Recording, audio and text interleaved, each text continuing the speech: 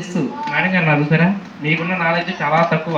ఎందుకంటే మేము బయట కూడా బయట పిల్లలు కూడా మేము అబ్జర్వేషన్ చేస్తుంటాం కాబట్టి మీరు నేర్చుకోవాల్సినటువంటి నాలెడ్జ్ చాలా ఉంది. చాలా నాలెడ్జ్ నేర్చుకోవాల్సి ఉంది. పుస్తక జ్ఞానం అనేది చాలా నేర్చుకోవాల్సి ఉంది మీరు. కాబట్టి దాని మీద బాగా దృష్టి పెట్టండి. తప్పనిసరిగా మీరందరూ బాగా చదివేటోళ్ళే. మరీ చదువు రానటువంటి లైఫ్లో వీళ్ళకి వల్ల కాదు అనేటువంటి వాళ్ళు ఎవరు లేరు. ప్రత్యేకంగా మీరు కొంచెం దృష్టి పెడితే మాత్రం చక్కటి నాలెడ్జ్ కలిగినటువంటి టాలెంటెడ్ పిల్లలు బయటకు వస్తారు మీలో నుంచి. కాబట్టి మీ అమ్మ మీ నాన్న బయటకు వెళ్ళి ఇంత ఎండలో కూడా ఎంత కష్టపడుతున్నారు, మీరు ఇప్పుడు అంతకన్నా ఇక్కడ కష్టపడలేదు. కాకపోతే అంత ఎఫర్ట్ ఇక్కడ పెట్టగలగాల. ఇప్పుడు బయటకు వెళ్ళినారు, మీరు కూడా పొలం పనికి వెళ్తే పొలం యజమాని ఏమంటాడు, ఓనరు చేయకపోతే సరే కూర్చో ప్రశాంతంగా ఈ 2 రోజులు పర్లేదు అని వదిలిపెడతారా? డబ్బులు కూడా పని కూడా అంటాడు. మరి అంత కష్టం అక్కడ చేస్తున్నారు కదా, స్కూల్కి వచ్చి మరి ఏం చేస్తున్నావు? అలాంటిది కూడా నేర్చుకోవాలి కదా. నేను మీకు చాలామంది కూడా చాలా సమస్యలు అంటే మీరు కుటుంబం కానీ మీ ఇబ్బందులు కానీ వాళ్ళతో ఎంతో వచ్చిన ఇబ్బందులు కానీ చాలా నాతో షేర్ చేశారు. ఏది వచ్చినప్పటికీ కూడా ఇంకోటి ఏంటంటే నేను నా ఎక్స్పీరియన్స్తో చెప్పాను మీకు. ఎలా అంటే ప్రత్యేకంగా కూర్చోబెట్టి కూడా స్పెషల్ క్లాసులు తీసుకుని కూడా కూర్చొని చెప్పాను. కొన్ని సందర్భాలు మీరు ఎలా ఉండాలి, మీరు ఎలా ఉన్నారు ఇప్పుడు, ఇలా కాదు మీరు ఎలా మారాలి, ఎలా ఆలోచించాలి, అలాంటి సిచ్యువేషన్ వచ్చినప్పుడు మీరు ఏ విధంగా ఆలోచించాలి, ఏ విధంగా దాన్ని ఫేస్ చేయాలి, చాలా విషయాలు నేను చెప్పాను. అవునా కదా?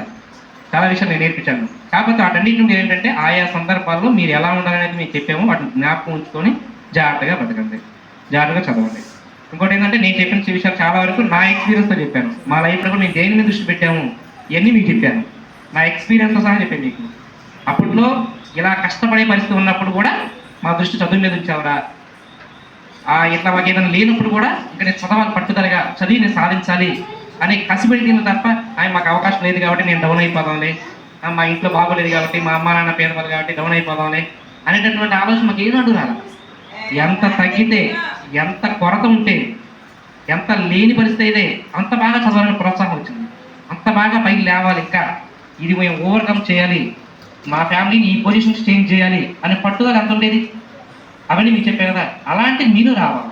మీ ఇప్పుడు ఎందుకంటే బయట ఎంకరేజ్మెంట్ అనేది ఎంత ప్రభావం ఉంటే అంతర్గత ప్రేరణ మీ లోపల మీ అంతకు మీకు వచ్చేటటువంటి ఎంకరేజ్మెంట్ మోటివేషన్ ఎలా ఉంటుందంటే ఖచ్చితంగా నేను చేయాలి ఇది అనేటటువంటి పట్టుదల మీలో తిరిగింది. అలాంటి పట్టుదల కలిగినటువంటి వ్యక్తులు మీరు అందరూ కూడా. కాబట్టి అలా కష్టపడి చదివి మీ పరిస్థితి మీ యొక్క లైఫ్ని మీరు టార్గెట్ పెట్టుకొని అలా సాధించుకోండి. మిమ్మల్ని బట్టి మీ ఫ్యామిలీ చేంజ్ అవ్వాలి. మీ అమ్మ నాన్న, మీ కుటుంబం, మీకు సభ్యులు ఉంటారు తోబుట్టువులు, వాళ్ళందరూ హ్యాపీ ఫీల్ అవ్వాలి. మా అన్నయ్య ఇలా ఉండడు, నేను కూడా అలా సాధించాలి, మా అక్కయ్య ఇలా ఉంది అలా చదువుతుంది, నేను కూడా అంత బాగా చదవాలి అనే పట్టుదల మీలో రావాలి. అంతే తప్ప ఫ్రెండ్షిప్ ఎలాంటి ఫ్రెండ్షిప్ పడితే అలాంటి ఫ్రెండ్షిప్ తోటి ఉండిపోవడం, వాళ్ళతో ఫ్రెండ్షిప్ చేసేసి మీ లైఫ్ని స్పాయిల్ చేసుకోవడం. మెయిన్గా ఫోన్ ఎడిక్ట్ ఎవరైతే అవుతున్నారో వాళ్ళు చూసి మీరు నేర్చుకోవాలి. ఎలాగా వాడు ఫోన్ వల్ల అలా అవుతున్నాడు, సో నేను అలా అవ్వకూడదు, టెన్షన్ దూరం ఉండాలి. ఇప్పుడు ఎంత కంట్రోల్ చేసుకుంటే రాబోయే రోజులు అంత చక్కగా మీరు టెక్నాలజీ ట్యాబ్స్, యాపిల్ ఫోన్స్, ఇంకా అంతకంటే ట్యాబ్స్ చాలా యూజ్ చేయొచ్చు. బట్ ఇప్పుడు మాత్రం జాగ్రత్తగా ఉండాలి. సరేనా? ఈ అవకాశం చెప్పండి.